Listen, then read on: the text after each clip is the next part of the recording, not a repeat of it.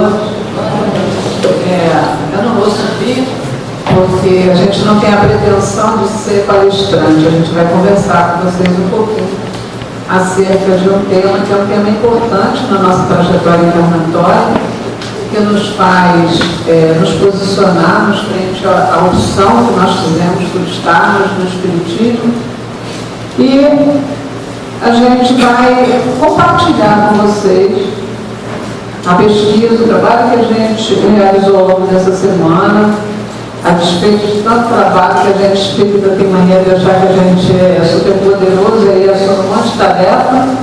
Depois a gente chega, tem que dormir meia hora ali para poder chegar aqui, porque senão não chegaram, né? Então, boa noite a todos e vamos refletir um pouquinho acerca desse assunto. Bom, quando a gente pensa, né, em fé, primeiro deixa eu me entender esse negócio aqui, tá? Quando a gente lembra de fé, a marca principal em relação à doutrina espírita que aparece para nós é aquela frase que Kardec deixou lá para ficar nos olhos: fé inabalável só é a que pode encarar frente a frente a razão em todas as épocas da humanidade. O tempo passa, né? E a cada dia que passa, mais a razão avança. E a fé precisa estar apta a enfrentar essa razão olho no olho, né? Pegar esse touro à unha para que a gente possa estar firme, como diz uma amiga minha, firme na rocha da fé. Então nós vamos conversar um pouquinho acerca disso, para a gente poder construir um raciocínio acerca do assunto, começando pelo seguinte: primeiro a gente precisa lembrar que a fé é essencial para nós, né? Ainda agora eu vinha na viagem, no caminho, conversando com uma menina que estava do meu lado, e ela falando: se não fosse a fé, talvez ela não sabia o que ela estaria fazendo hoje, porque só a fé dá força a ela para enfrentar todas as dificuldades que ela vem enfrentando nesse momento. E por que ela é importante? Ela oferece para a gente consolação, resignação, nos momentos difíceis da nossa vida. Ai de nós não fosse a fé nos momentos das nossas perdas, seja de que ordem for essas perdas, né? Ai de nós nos momentos em que os conflitos interiores nos assomam, se não fosse a fé para nos dar a sustentação para que a gente pudesse, que a gente possa atravessar esse mar revolto. Mas se a fé for puramente emocional e não resistir a qualquer questionamento mais racional, como é que a gente pode viver em paz e segurança? Para que ela possa nos trazer consolo, para que ela possa nos trazer resignação, ela tem que ser uma fé que esteja, na verdade, não apenas no plano emocional. Ela precisa estar também no plano racional. Se eu fosse pelo meu plano emocional, eu teria ligado para o Fábio e falado assim: Flávio, não vou lá hoje não vou dar conta disso não. Eu estou no limite do limite, mas a minha fé é racional. Eu tenho certeza que o que eu estudei ao longo dos dias, o meu desejo de construir o trabalho para estar aqui com vocês, tudo aquilo que eu coloquei de meu nesse processo, com certeza a minha fé raciocinada me diz que eu não estou sozinho, que eu posso confiar que, mesmo eu achando que aos 64 anos, tem hora que quando a gente está muito cansado, Chico e Terra não se comunicam, mas eu tenho certeza que esse processo de comunicação se estabelece pelas vias da frutificação no momento que se faz necessário. A minha fé me traz essa certeza, e aí é fácil vir aqui, né? A despeito das minhas dificuldades. Nesse momento, o cansaço do corpo físico, o cansaço da mente, né? Passei o dia inteiro trabalhando com comércio, aí a gente para e fala assim: qual seria o mais fácil? Mas como não aguento. No dia que Fábio me convidou,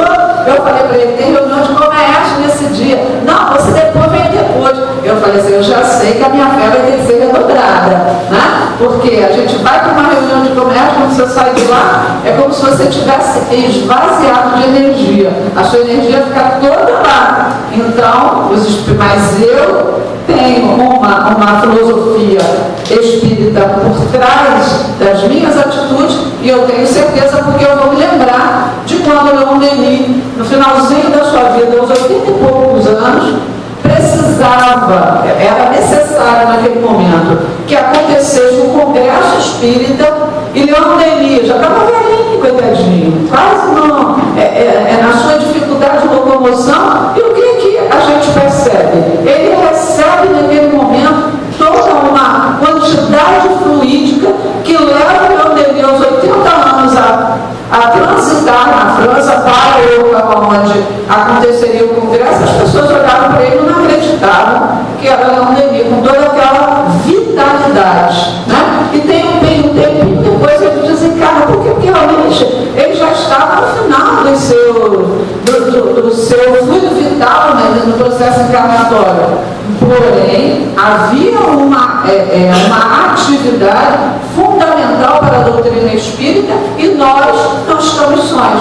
Sabemos, temos a certeza, a clareza, de acordo com a doutrina que nós estudamos e que nós incorporamos, de que a espiritualidade está para e passo conosco no processo de divulgação da doutrina. Então, o que acontece? Mas Allan Kardec diz para a gente que, se ela for puramente emocional, ela não nos traz, não vai nos ajudar a ter paz e segurança. Por quê? Porque sem a luz da razão, a fé desfalece.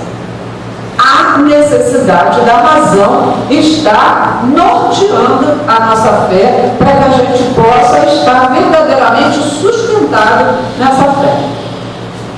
Mas aí a gente para e pergunta, o que é fé? Né? Porque eu me lembro que ano passado o tema comércio era fé. E eu me lembro também que a maior parte do tempo a discussão era o que era fé, né, Fábio? Fé, não, era fé, porque ficava aquela história de confusão entre fé e crença, porque fé é mais que crença, e essa discussão em fé ativa, aí a coisa complicava mais ainda. Então a gente precisa fazer um encaminhamento nisso, para a gente poder mergulhar nesse contexto. Então, o que é fé? Se a gente for pegar a etimologia da palavra, no grego ela vai ser, tem como radical pistia, que é acreditar. No latim, fides, que é fidelidade. Então, acreditar, né, ser fiel nessa crença. E quando a gente parte para o significado que a gente atribui, né, significa confiança, crença, credibilidade. E a gente também vai lembrar que é um sentimento inato de total crença em algo ou alguém, ainda que haja nenhum tipo de evidência que comprove a veracidade da proposição da tal.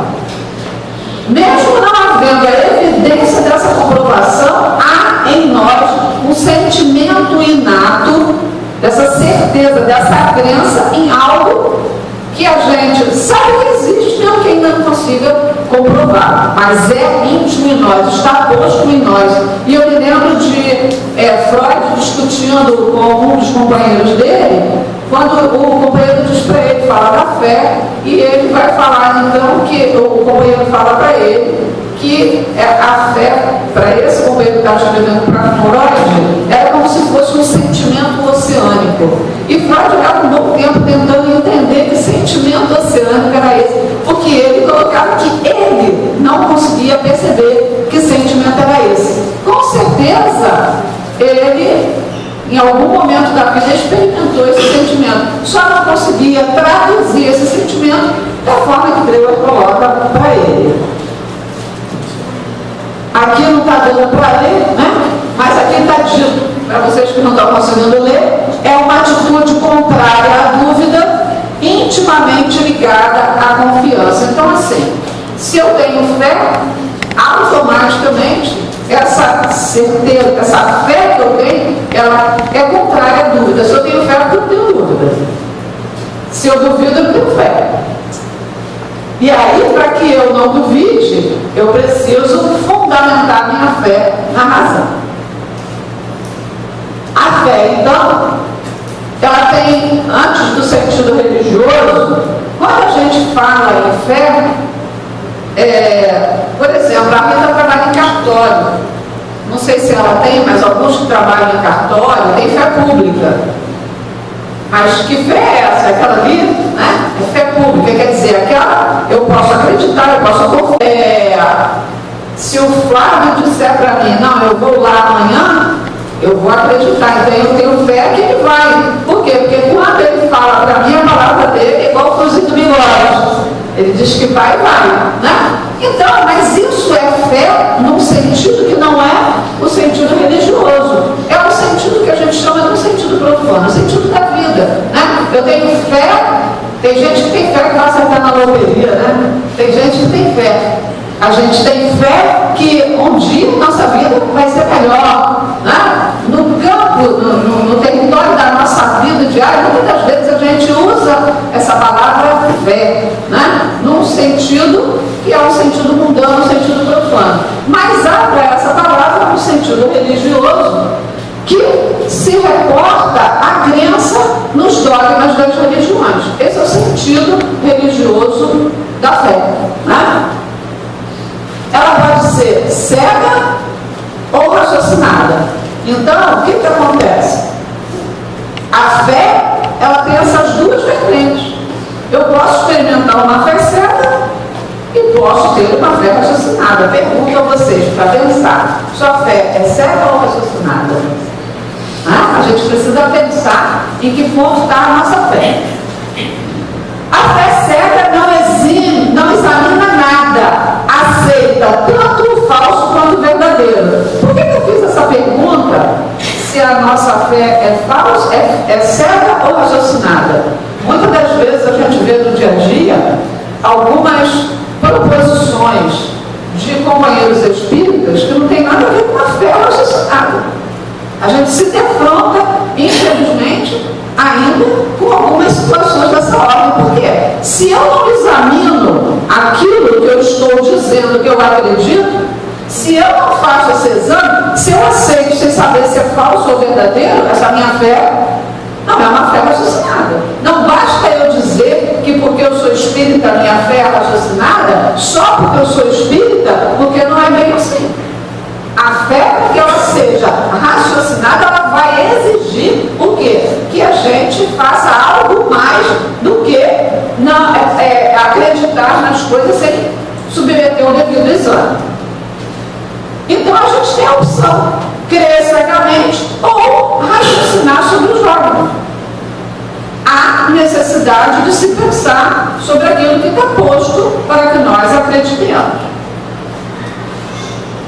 E aí, quando a gente fala em fé raciocinada, a gente precisa remeter à razão, né? Porque já entendemos o conceito de fé, mas precisamos entender o que é razão. É a faculdade de bem julgar, o raciocínio discursivo, ou seja, a razão é um atributo nosso, enquanto seres, que avançamos pela escala evolutiva até alcançarmos um determinado momento em que somos capazes de pensar sobre tudo, inclusive sobre nós mesmos.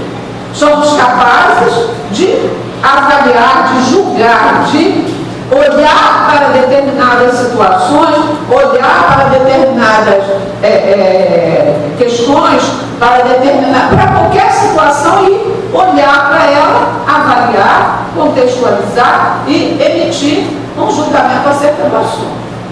Existem várias correntes de pensamento que vão tratar a questão da razão. A gente passou por cima, antes de continuar, o estudo está baseado, aí quem quiser aprofundar o estudo, numa obra, em algumas obras de Herculano Pires, que é o Espírito e Tempo, Introdução à Filosofia Espírita, Roma e o Evangelho, obras póstumas, o Evangelho segundo o Espiritismo. Então, quando a gente vai para essas obras, a gente aprofunda essa avaliação. Então, aqui, o que tem aqui é apenas um olhar superficial, porque a gente não tem condição de estar fazendo um estudo ao fundo, né, sobre o assunto. Nós vamos dar uma pincelada sobre a questão. Então, na antiguidade clássica, o que acontecia? A filosofia era quem prevalecia. O pensamento estava calcado na razão. Então, a gente vai ver os grandes filósofos, né? Sócrates, Platão, Aristóteles e todos os pensadores que no momento em que enveredam pelo campo, pelo território da filosofia, vão calcar o seu pensamento na razão, e isso é a marca da antiguidade clássica. Ali o que acontece? A dialética era a prática, né? Sócrates e Platão e Aristóteles, eles trabalhavam fazendo o quê? Aliando a razão ao raciocínio, no sentido de buscar a verdade das coisas. Então havia uma busca de se conhecer a verdade das coisas, e isso era através do uso da razão. Na Idade Média, a gente vai observar que isso vai mudar. Por quê? Porque se na antiguidade clássica o pensamento estava calcado na razão e havia uma prevalência da filosofia, na Idade Média a gente vai observar uma prevalência da teologia. E aí o que acontece? O pensamento não vai estar mais calcado na razão, ele vai estar calcado na revelação. E aí o que vai acontecer? A filosofia, que estava posta na antiguidade clássica como o método, né, de conhecimento, o que vai acontecer? Aqui ela vai estar colocada como uma serva da teologia. Isso muda o processo? Com certeza muda a história do conhecimento. Muda a história do ser humano com o conhecimento. E a gente vai ver, né, que nessa Idade Média a gente vai ter uma série de dificuldades que a humanidade atravessa. Claro que toda moeda tem dois lados, né? A Idade Média carrega uma série de questões que às vezes até nos espantam, né? Mas ela também carrega todo um fomento ao que vai acontecer mais à frente com o pensamento humano. E aqui nem eu, no final da Idade Média, o equilíbrio entre razão e teologia, que mais ou menos se equilibrar nesse processo, ele vai se romper. E aí o que a gente vê? A gente vai observar que esse equilíbrio, que esse desequilíbrio que se faz presente entre a razão e a revelação, entre a filosofia e a teologia, vai gerar tudo aquilo que a gente observa no período da Idade Média. Por exemplo, a Inquisição é resultado desse desequilíbrio entre razão e revelação, entre filosofia e teologia. Nós vamos observar, num determinado período da Idade Média, que todo o conhecimento, todo o avanço do conhecimento fica travado pela força da teologia e da revelação. Por quê? Porque a teologia, né, ela vai fazer o quê? Ela vai concentrar a fé nos dogmas de sustentação do catolicismo, que é o que prevalece nesse período da Idade Média. E por ela aprisionar toda a fé dentro desse contexto da teologia, isso vai fazer o quê? Vai impedir que a razão deslanche no seu processo de evolução como ela vinha até ali. Então a gente tem aí o que a gente conhece na história, né? Que se fala normalmente dos 12 séculos de trevas, né? De escuridão, que não é bem isso. Porque mesmo nesses 12 séculos, onde a gente tem a filosofia submetida à teologia, nós vamos observar nos bastidores desse processo o fomento do pensamento. Tanto ele vai fomentando nos bastidores que mais à frente nós vamos ver eclodir o iluminismo. E da onde surge o iluminismo? Não é do nada. Ele surge dos bastidores desse conhecimento da Idade Média, porque aí aqui eu me reporto, assim, tudo aquilo que é proibido é melhor, né? É assim que o ser humano faz? Tudo que é proibido é melhor, né? Então, o que acontece? O pensamento que estava ali, haviam aqueles que estavam fomentando, lutando por mudar o perfil daquela situação ao longo da história. Então são esses trabalhadores, durante todo esse período da Idade Média, que vão fomentar lá na frente o iluminismo. A gente pode citar alguns aí. Eu estou olhando para o Fábio aqui, professor de filosofia, eu fico até com vergonha, porque se eu falar alguma besteira, você me chama a atenção. Porque nós vamos ter Santo Agostinho, nós vamos ter São Tomás de Aquino, nós vamos ter no finalzinho desse período, quando ele luta por alguém, que eu não me lembro o nome, que agora me fugiu, você lembra quem é, Fábio? Que vai, não lembro o nome dele não, mas ele luta até o finalzinho, defendendo alguém que depois vai ser queimado na fogueira, tentando fazer o quê? Tentando garantir essa mudança, né? Essa alteração na postura que era adotada na Idade Média, trabalhando exatamente o quê? A modificação dessa relação entre filosofia e teologia. Na verdade, esse cabo de força, né? Teologia, razão, vai fazer com que o pensamento avance. Bom, se nós vamos pensar naquela fé dogmática que estava lá, né? Submetendo a razão nos 12 séculos de Idade Média, nós vamos lembrar o seguinte, que essa fé dogmática tem um Deus que é um Deus limitado, é um Deus que não é tão onipotente quanto parece, porque é um Deus que tem um concorrente, que é o demônio, é um Deus, né, que é Satanás, que é o demônio, seja quem for. O que acontece? É um Deus que não é um Deus tão onipotente como é posto, né? Mas esse é o conceito da fé dogmática, que tem um Deus que trava uma luta constante com o demônio, né? No oposto entre o bem e o mal. O geocentrismo, né, focando todo o olhar da teologia na Terra como centro de tudo, como se a Terra, todo o universo girasse em torno da Terra, como se tudo estivesse centrado na Terra, em nós seres humanos aqui. E aí, quando se olha para o universo e se vê a imensidão do universo, esse conceito, ele não sustenta uma fé. Né? Porque se eu for olhar para a Terra como centro de tudo, só de olhar para o universo eu já começo a questionar que fé é essa que está me sustentando. Os dogmas das penas eternas, aonde implacavelmente esse Deus que é limitado nessa ótica me condena eternamente ao fogo do inferno. Ou então me põe no paraíso de asinha a vida inteira e eu vou morrer de tédio. Não vou dar conta de ficar nesse paraíso de asinha, abanando a asinha, não dá conta. Não dou conta. Pode ser que para alguém dê. Para mim não daria. Então esse Deus aqui, se me botar de asinha lá no paraíso, eu estou toda a vida. Porque eu preciso estar no trabalho, não tem jeito. Como é que eu vou reclamar que estou cansado? Uma fé que me diz que a existência começa e acaba no túmulo, quer dizer, uma unicidade de existência. Então, se a existência é uma só, que Deus é esse que permite que eu nasça, que a criança nasça aleijada, quando o outro nasce cheio de vida, cheio de saúde do seu lado? Que Deus é esse que permite que essas coisas aconteçam debaixo das suas vistas?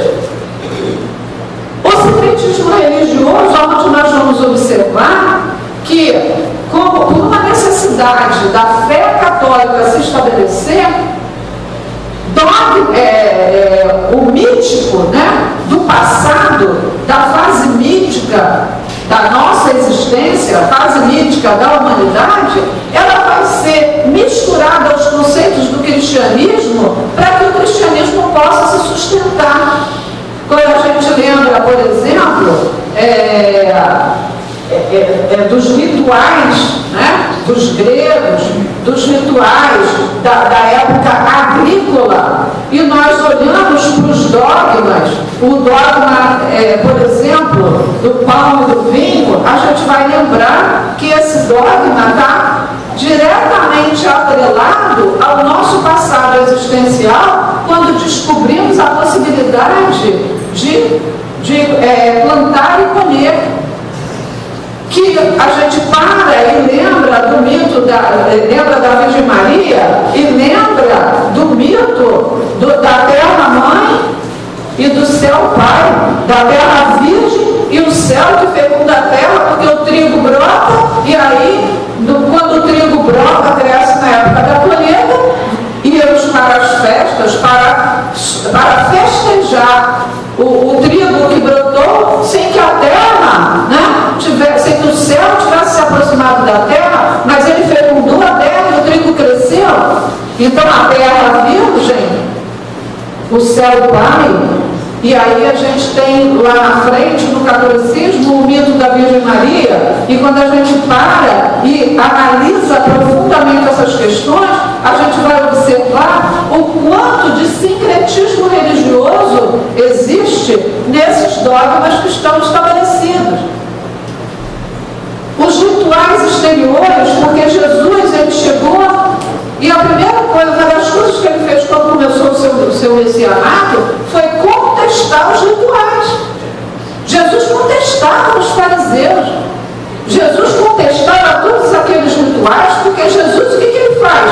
Ele tenta introduzir a razão junto à fé. Jesus trabalha o tempo todo questionando o outro, usando a dialética, usando a maiêutica que Sócrates utilizou lá atrás, dialogando com o outro, para que o outro pudesse pensar e entender que processo estava se dando na sua existência, naquele momento do seu encontro com o Mestre.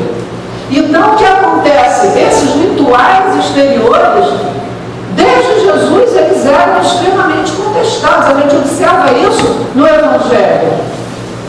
E aí a gente vai observar o seguinte, que na proporção em que a razão se desenvolve, que o homem aprende a pensar e a julgar, a fé cega tradicional já não pode satisfazê-lo. A forma como o modista creio porque creio exige um substituto dinâmico e fecundo. Eu creio porque eu sei. É diferente. Eu creio porque eu creio e eu creio porque eu sei. Lembra quando eu falei no início? Eu tenho fé de que tudo vai dar certo porque eu sei que eu não estou sozinha. E por que eu sei que eu não estou sozinha? Porque a gente, como diz lá no livro dos médiuns, todos somos médiuns, e está posto lá no livro dos médiuns, dos espíritos. Os espíritos interferem na nossa vida? Aí os espíritos respondem, muito mais do que imaginais. De ordinário são eles que vos dirigem. Então, eu estou aqui porque eu tenho certeza que eu estou sendo dirigida pela espiritualidade responsável pela casa, responsável pela região, responsável pelo trabalho. Eu não tenho dúvida disso não. Então, eu não duvido, e não duvido por quê? Porque eu sei, eu sinto a presença dos espíritos, quando eu não sou médico extensivo, mas sinto. Então, quando eu sinto, a minha razão, com toda a filosofia espírita, deixa claro para mim o que está acontecendo. E aí, quando a gente vai... Eu estava sentada aqui e pensando assim, Senhor, falar de fé cega e fé raciocinada. No momento em que eu estou, será que eu dou conta disso? Mas eu confio de que a espiritualidade sabe para onde eu preciso seguir. Então, o que acontece? A página que o rapaz abriu trouxe a minha resposta. Porque a espiritualidade não dorme, ponto. A gente dorme, mas ela não. Ela trouxe a minha resposta. Coopere. Coopere sem se diminuir. Foi isso que estava dito lá. Ou eu estava escutando outra página. Era essa mesmo, não? Coopere, cooperação. Não se diminua e entenda que, por mais que a gente se coloque numa posição de inferior, então assim, como puxou a orelha, né? E foi o quê? Uma injeção de confiança. Vá em frente, porque nós estamos com você, com vocês, com todos, né? As fases do processo da evolução da razão. Todos nós somos seres racionais. Passamos por diversas fases na evolução da razão. E isso, né,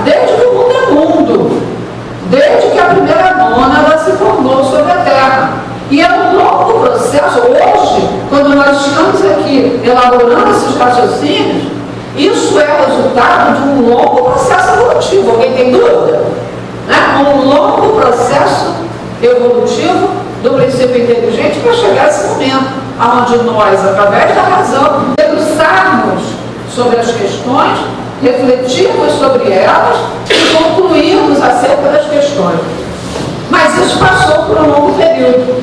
Primeira fase, a fase anímica, né? A fase lá na caverna, a fase lá em que nós ainda nem sabíamos que éramos gente. Na fase em que nós estávamos no aprendizado inicial da nossa trajetória. Dessa fase anímica, a gente vai caminhar. Eu não vou detalhar muito, porque eu estou olhando para o relógio ali. Até que horas eu vou? Não, o pessoal até de madrugada, o pessoal. Então, porque se a gente for detalhar muito, né, a gente acaba estendendo mais ao assunto. Mas na fase mágica, aonde tudo que acontece a gente atribui a quem? Aos deuses. Essa é a fase mágica. Se eu estiver aqui falando para vocês, eu confio nos espíritos, mas se eu estiver achando que tudo na minha vida, se a gente for resolver para mim, tudo que acontece na minha vida foram os espíritos, tropecei, o espírito me derrubou, caí na loteria, o espírito me ajudou, passei na prova, foi o espírito, aí eu estou na fase mágica, retrocedi, né? Por quê?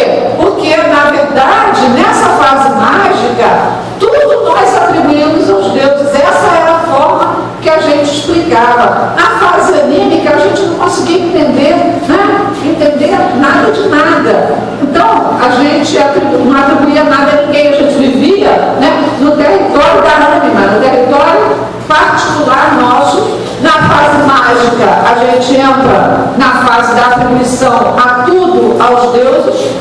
Na fase mítica, aquilo que a gente que estava aqui nessa fase, começava a atribuir tudo aos deuses. Na fase mítica, a gente começa a construir, né? A gente, espírito, começa a construir, a atribuir aos mitos, construir histórias, que hoje, quando você pega um mito da história grega, e nós psicólogos principalmente, trabalhamos muito com esses mitos e o indivíduo. Por quê? Porque era a forma que a gente tinha de projetar no mito aquilo que estava dentro da gente e a gente não conseguia explicar. Essa é a questão. Aquilo que a gente não conseguia explicar, a gente construía os mitos, né? Então são muitos os mitos que foram construídos ao longo da nossa história, mas aqui a gente já tinha avançado muita coisa na história da evolução da razão. Aqui a gente já estava, né, anos-luz de distância da fase anímica.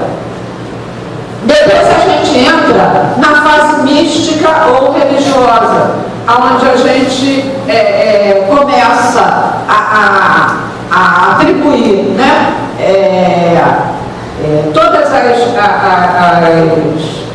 as explicações, né, à religião. A gente começa a olhar para a religião, a revelação, como uma fonte de explicação para aquilo que a gente tem dúvida, para aquilo que a gente precisa explicar. Depois a gente entra na fase científica ou racional, quer dizer, o pensamento evolui. Nossa, foi rápido aqui agora. O pensamento evolui e a gente chega na fase científica ou racional quando a gente começa a aprender a se debruçar sobre o objeto do conhecimento, querer saber realmente, e a gente se debruça, né, sobre as questões como um observador. E aí, através da observação, da análise e do trabalho, por exemplo, Kardec, quando codificou a obra, usou, né, um pensamento científico. Quando ele vai, através da coleta de dados, selecionar, observar as variantes, separar aquilo que se repete, ou seja, ele usou uma metodologia racional para trazer a codificação da obra no momento em que a razão já estava mais pronta para esse pensamento científico.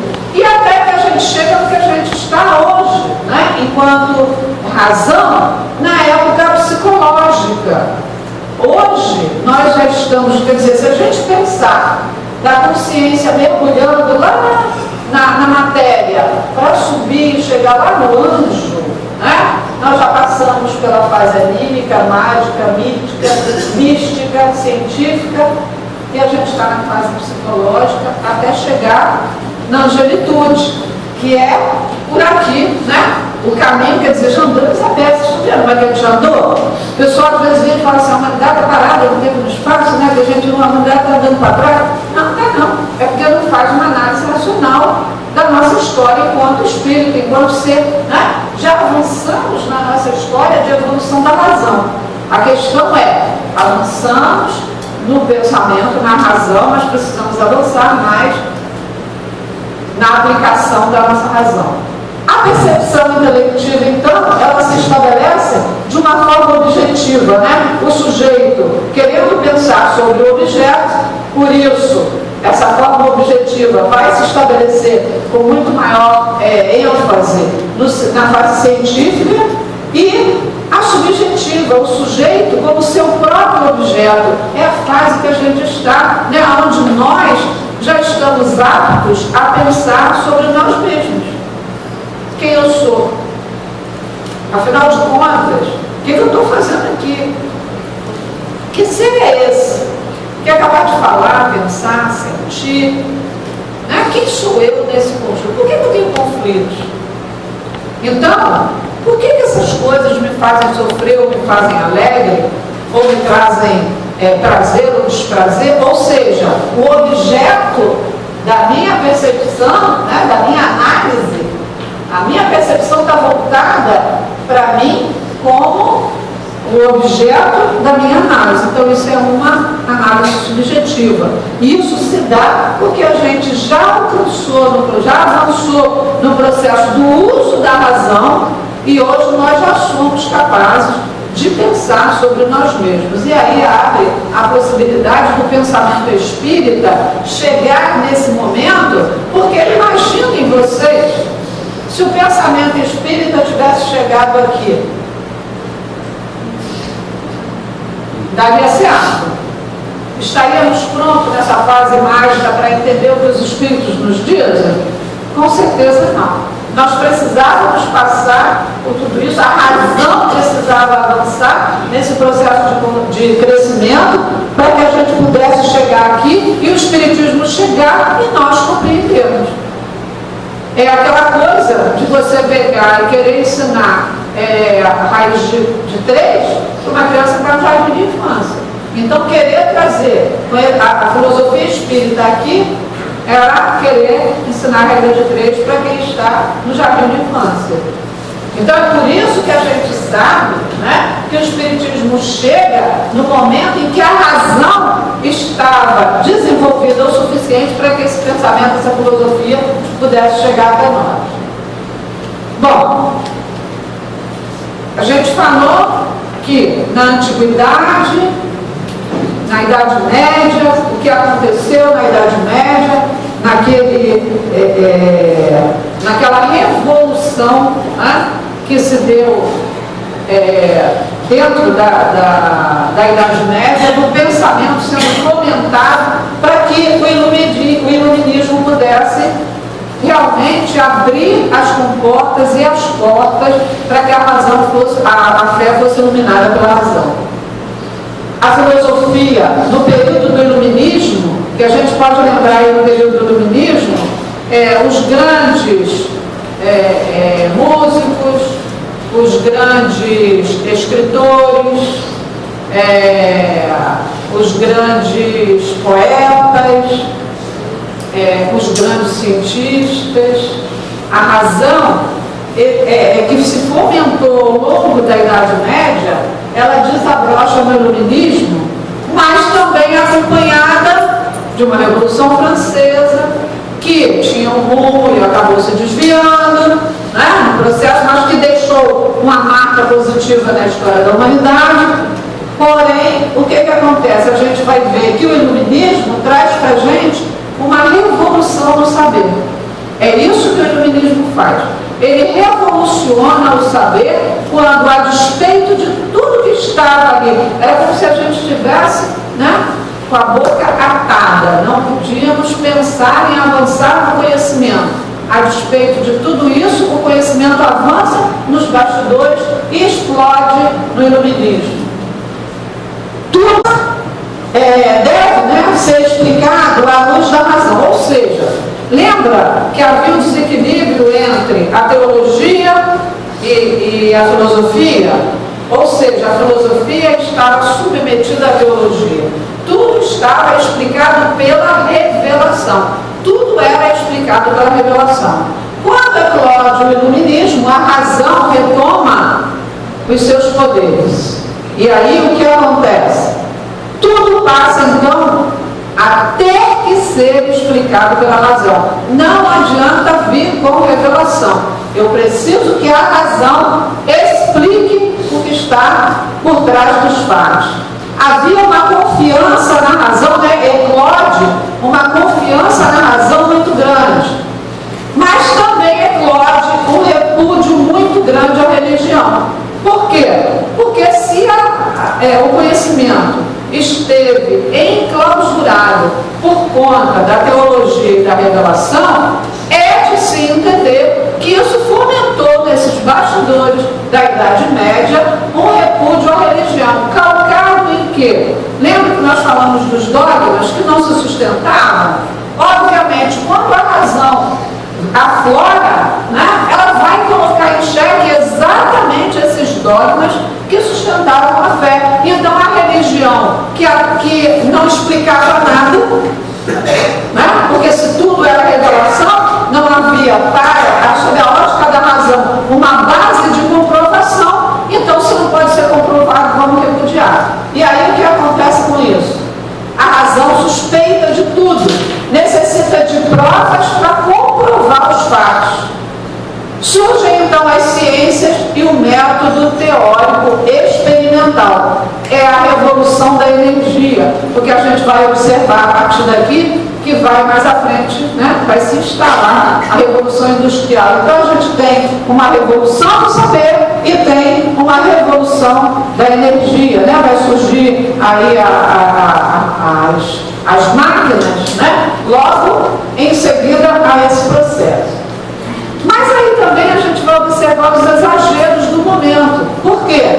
Porque na Catedral de Notre-Dame, em 1789, em pleno eclodir da Revolução Francesa, nós vamos observar que os racionalistas ateus vão fazer o quê? Lembra que a razão tomou posse do território? Eles vão colocar uma bailarina Candelli, essa daqui, né? Ela é levada de odor para o altar da Catedral de Notre-Dame, simbolizando a deusa da razão. Ou seja, vamos para os extremos da história. Saímos do extremo da teologia dominando a razão e passamos para o outro extremo da razão submetendo a religião. E aí os extremos não são território que facilitem a nossa caminhada, mas são necessários. Por quê? Porque durante 2 meses, né, a deusa que norteava as relações com a religião do povo francês era a deusa razão, representada pela bailarina Candelli, que estava lá nos altares da igreja, da Catedral de Notre-Dame. E essa catedral era famosa e é conhecida como se fosse um evangelho, né? Um evangelho de pedra, porque ela registra a história do cristianismo nas suas paredes. Mas nós vamos encontrar no mesmo berço da ciência, considerando esses extremismos, a gente vai encontrar Pascal que vai se rebelar contra essa postura da ciência, né? Essa postura de supremacia, como se a ciência tudo pudesse. E aí, falando aqui, eu me lembro do Décio Andoli, que é o médico de São Paulo, que ele fala, recentemente ele tem um estudo que ele fala o seguinte: a ciência, né, achava que descobrindo o DNA teria resolvido todos os problemas da criação, estaria explicando a criação, encontrou o DNA e estaria explicando a criação. E aí o que acontece? Quando eles descobriram que o DNA de uma mosca tem mais elementos do que o nosso, o ser humano, caiu por terra, né? O propósito da ciência ciência, descobriram o DNA e eles observaram que o DNA não resolve a questão da interação. Já estão agora caminhando para uma ciência chamada epigenética, que coloca o quê? Que do lado de fora do indivíduo, né, exterior ao indivíduo, existem forças que comandam o DNA e fazem o DNA responder aquilo que precisa acontecer para que ele possa produzir as suas células, produzir a sua cadeia, né, de elementos. Aí a gente para e pensa assim, será que isso não é a explicação do Espírito? Né? Será? A gente sabe que caminha para isso, mas por que eu estou trazendo essa baia? É a evolução do pensamento humano, vai avançando, chega aqui, não é isso não, vamos mais em frente, ou seja, ninguém tem a verdade absoluta, né? Então a autonomia da ciência é questionada por Pascal, porque ele diz o seguinte, que a ciência não é capaz de explicar a origem do espírito do universo. Então, que ciência é essa que se diz toda poderosa?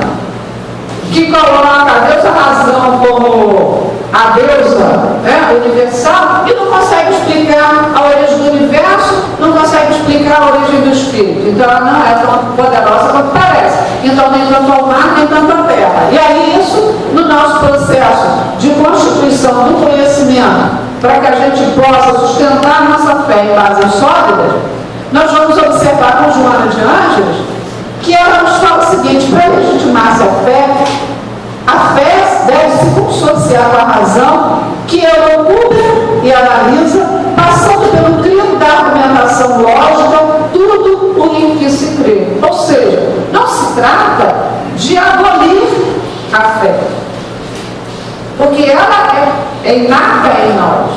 Não se trata de abolir a fé. Os descalabros da Idade Média não justificam que nós ignoremos, né, que a fé existe e que ela nos sustenta. A ciência, num determinado momento, ela corta relações com a metafísica. Por quê? Porque se não é física, então não tem explicação, então não existe. Só que isso é uma postura onipotente da ciência que acaba não justificando essa postura, acaba não fundamentando essa postura de eliminar a fé. Então nós vamos observar que era necessário que a ciência se desenvolvesse.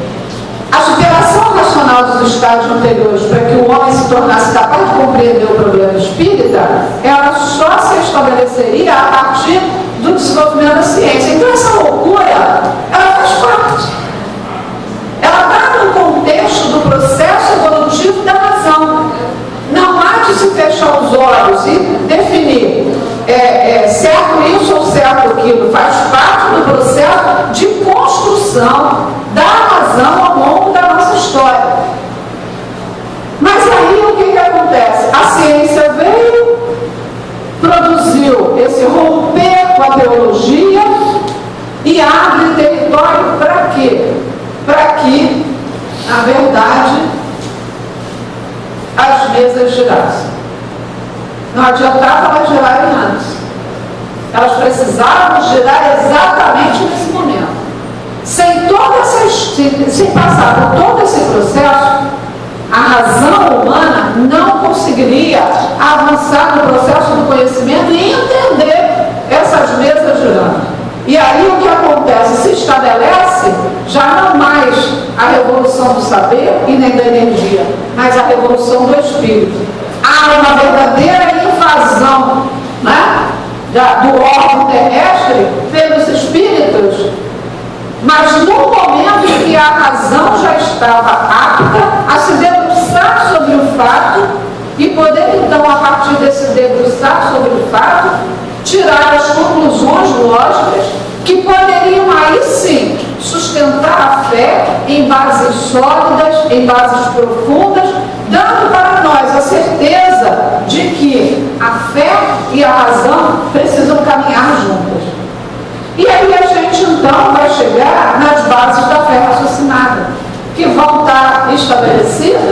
num Deus que não é mais aquele Deus dogmático. É um Deus que tem leis harmônicas, é um Deus misericordioso.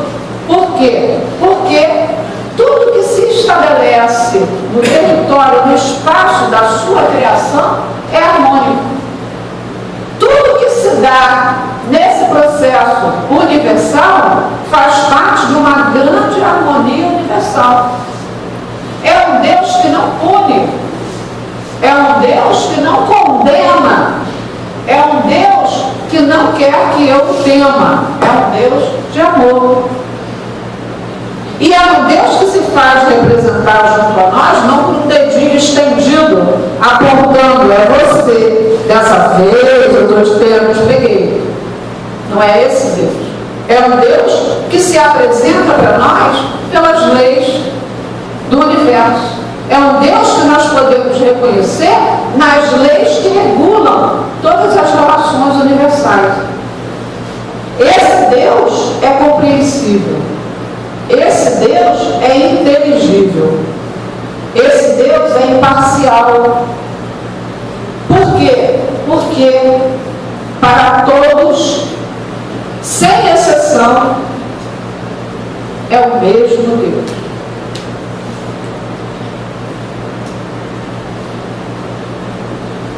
Mas esse Deus também cria um elemento no universo que compõe a tríade, né? Deus, Espírito e matéria. Isso está posto nos fundamentos da doutrina espírita como os três elementos do universo: Deus, Espírito e matéria. Essa filosofia me traz a certeza de que os mundos são plurais, de que o universo criado, né, por essas leis universais não são pura e simplesmente colocados no meu entorno para o meu deleite.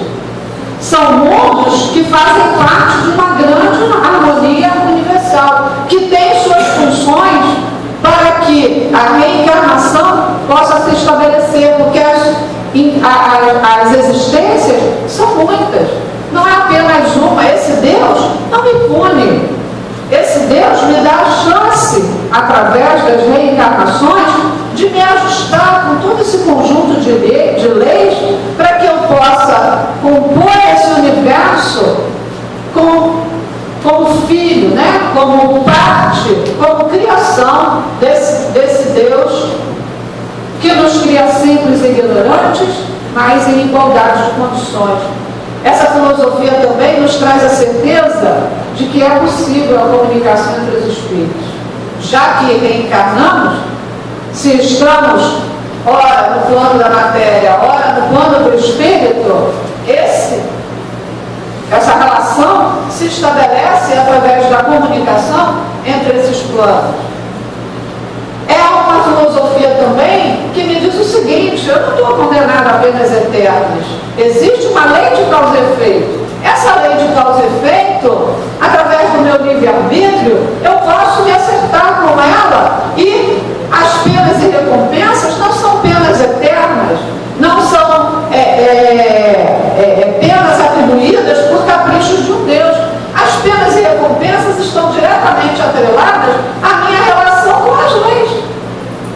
Se eu reencarno, uso o meu livre-arbítrio, reencarnar, usar o meu livre-arbítrio gera uma causa. O efeito vai estar representado nas minhas plurais encarnações como efeito de quê? Como efeito do uso do meu livre-arbítrio. Ora, olhar para tudo isso me traz a certeza íntima de que essa fé me dá sustentação para que eu possa estar apta a me relacionar com esse universo de uma forma ativa. Se eu tenho toda essa possibilidade de existência, essa minha fé, ela pode dar frutos. Ela não é uma fé de contemplação da canazinha lá no paraíso, ou queimando no fogo do inferno. Ela é uma fé que me diz o seguinte: eu tenho uma relação de compromisso com todo esse universo. Eu estou inserida numa realidade onde eu faço parte dela, sou parte ativa dela, e essa certeza traz para mim a força e a motivação, a coragem, para que eu possa colocar essa fé em movimento. Porque, como nos diz Jesus, né? A fé sem obras é morta. De que adianta uma fé raciocinada que não me leva a lugar nenhum? Se a gente pensar nessa evolução, a gente vai ver que a gente passou pelo estado teológico, onde tudo era explicado pela intervenção dos deuses, pelo estado metafísico, onde as explicações abstratas se estabeleciam, tudo era explicado pelas explicações abstratas, o estado positivo, predominado pelas explicações científicas. Isso foi estabelecido no período, né, do pensamento científico por Augusto Conte. Mas aí, em algum momento, na Revista Espírita de 1858, nós vamos observar que, por sugestão de um leitor, Kardec vai acrescentar a esse esquema de Augusto Conte o estado psicológico, que são as explicações iniciadas pelo Espiritismo. São explicações que vão estar fundamentadas numa filosofia que nos dá a possibilidade de raciocinar e colocar a nossa fé racional em movimento. Por quê? Porque a fé espírita, ela não se enquadra no sistema dogmático. Ela não pressupõe rituais. Ela, na verdade, tem como ambiente natural a liberdade moral. É necessário que a gente entenda racionalmente que, se nós estamos mergulhados naquele universo, com aquela base filosófica que a gente mostrou anteriormente, esse contexto nos traz a liberdade moral da escolha. E essa liberdade moral da escolha vai fazer com que essa fé racional, normalmente, né, colocada em movimento, direcionada pela razão, encaminhe a gente para quê? Para que a gente possa se realizar como ser. A nossa fé racional, colocada em movimento, nos traz essa certeza íntima de que, enquanto seres espirituais, nós estamos avançando no nosso processo. A razão, ela vai servir de elemento para direcionar a nossa fé, para que essa nossa fé possa realmente funcionar como Jesus nos coloca, como um fermento que leveda a massa. E aí, para o Espiritismo, a razão e a fé vão estar centradas no eixo que é a vontade, que se assenta no livre-arbítrio e que tem como princípio o livre-arbítrio como princípio de liberdade, e sem esse princípio de liberdade, a razão não serviria à fé. A fé não teria sentido sem que a razão tivesse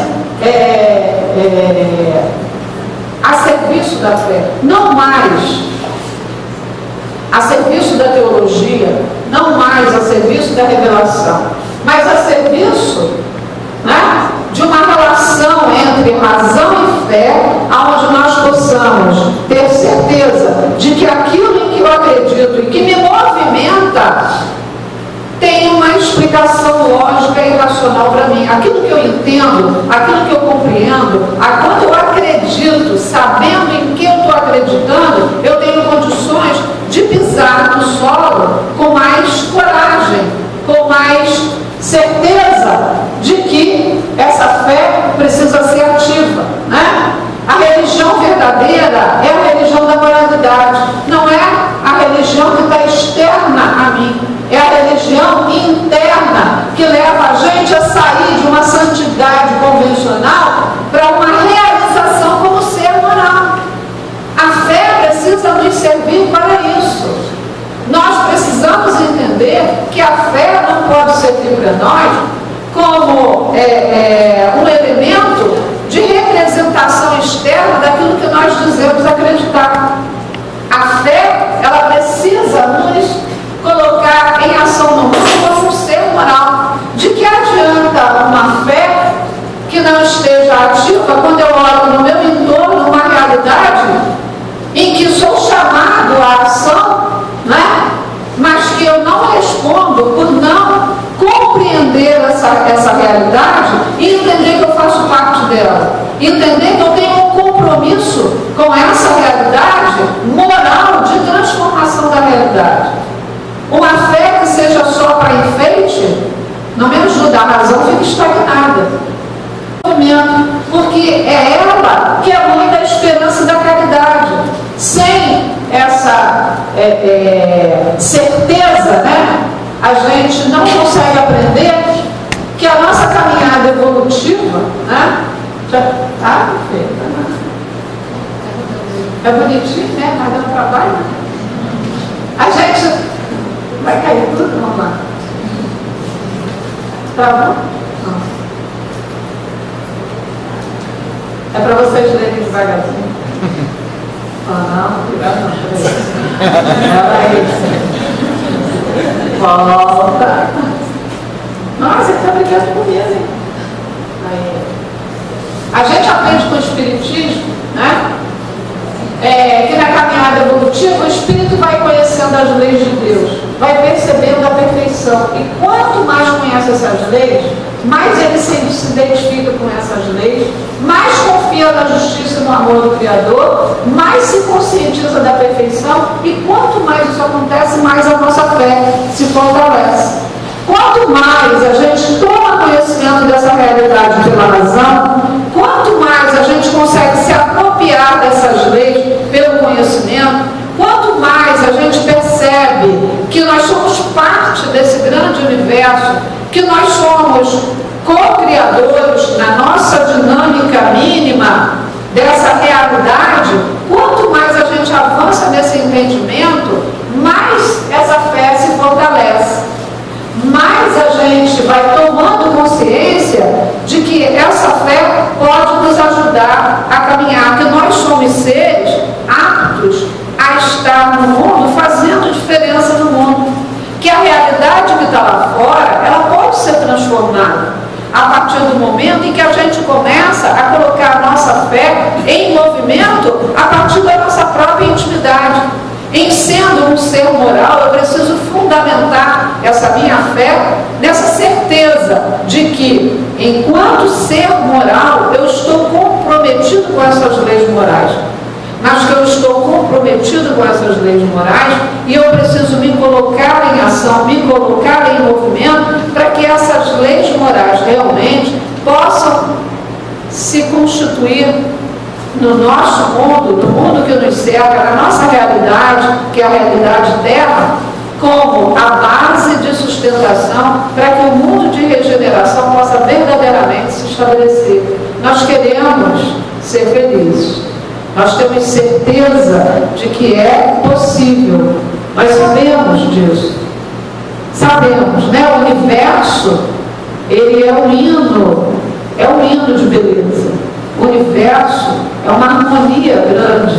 Quando a gente olha para isso e a gente racionaliza essas questões e a gente se percebe como parte desse universo, como elemento desse universo, nós não podemos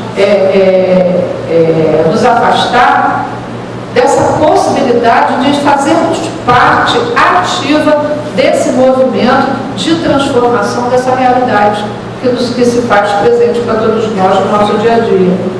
O mundo está em mudança, o pensamento avança, a razão avança e nós estamos a caminho da angelitude. Mas é preciso ter essa fé, essa confiança, essa certeza de que como seres espirituais, um dia todos nós seremos anjos, mas que isso não vai se estabelecer nessa fé representada por um movimento externo a mim. Esse movimento está dentro de mim e precisa fazer eco no meu entorno para que a gente possa verdadeiramente estar agindo no mundo, fazendo diferença no mundo, sabendo que o Criador conta com todos nós, com cada um de nós, no mínimo que a gente tiver para oferecer, mas é através dos elementos do universo que a harmonia se estabelece. E como elementos do universo, somos convidados a fazer o que a fé, né, que está em nós, como Jesus disse, como se a gente tivesse do tamanhozinho de um grão de mostarda, nós faríamos com que a montanha mudasse de lugar. Então que nós tenhamos a coragem de colocar a nossa fé em movimento, é que a gente consiga verdadeiramente remover as montanhas, né, que se fazem na nossa caminhada, que se fazem no mundo que nos cerca, e a gente poder estar dando a nossa parcela de contribuição para que essas montanhas possam ser removidas, para que a estrada da luz possa verdadeiramente se abrir à nossa frente, para que a gente possa estar em direção à angelitude a cada dia mais, com mais força nesse movimento. Colocando essa energia em movimento, com certeza, mais cedo ou mais tarde, nós estaremos sentados, conversando, né? Enquanto anjos, não sozinhos, com certeza, né? Mas como trabalhadores da luz, em outras assembleias, olhando para trás e observando o esforço que nós empreendemos no nosso dia a dia para que esse sucesso pudesse ser alcançado. Somos seres da luz, caminhamos em direção à luz e é ela que nos atrai, tal qual a lâmpada atrai a mariposa. Então a força divina nos atrai, nos remete nessa caminhada. Vamos juntos em direção à luz e que Jesus nos abençoe.